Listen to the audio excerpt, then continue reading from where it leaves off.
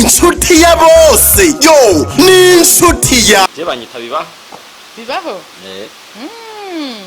ibi ikiga yene ni biki je nayo nesha kubabaza naye murubatse nawe ndiko ndavyiye uriko wigiye iki ubaka murazana umugore basi mu kirundi cumbikana kuzana umegana ikintu bakwega bagakwega bazanye mbese ntawe icyo ushatse kumbara uri mw'ishuri rero none iryo shuri bavyigishizamwo ni hehe kugira ngo n'abandi nanje bambuje inzohe ndabarangira canke naye nshobore ni mw'isi mw'isi ishuri ni mw'isi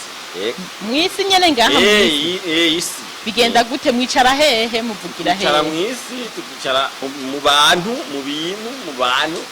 wagira ugutu ubwenge bwinshi none kuca oya nta bwenge bwinshi ndamenya ndiko ndaburondera uriko urabuhiga yego musango ndabukeneye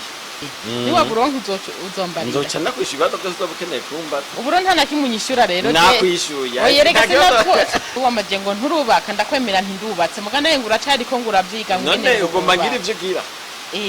erega wewe urumva wewe warubatse si sawa uracari umusore canke uri umugabo umusore yari yararenze ibigo canke urumva urenze ibigo urumva ntubukira umuntu ubukira umusore umva bave mu busore bugiye umva ko wakoze ibanga yabubatse naho butarubaka none urumva rero cyane badakwishuna yigohaye none we muri ibyo wakoze iki jewe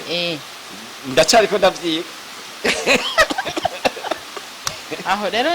niwe umugabo uzocumbarira kugira ngo oya ni nabo umugabo ryari ni wubaka ni wubaka umugabo mu ngufu je mbona ndi umugabo mu ngufu yego nabona ntambaye ipantaro yego ega bavuze ngo ubugabo se rucuma nta mugore utunze mu misanzwe batunga inka bagatunga impene bagatunga intanga bagatunga n'ingurube bagatunga n'imiduga murakoze cyane iyo dokwishuna yiguhaye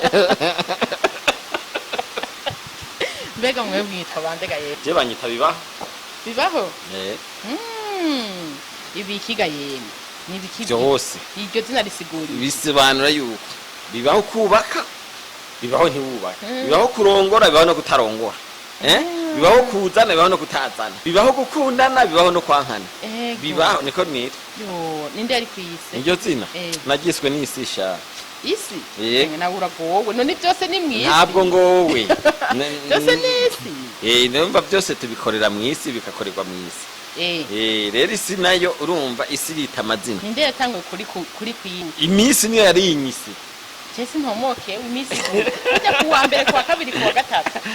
rekaje bisobanura ngo iki ico utabonye no munsi urakibona ico utabonye zo kizibona hirya hejuru rero hari nivyo utarabona hakindi ko tamufise oya umengo ciurambe bakumbaza inshuti ya bose yo ni inshuti yawe.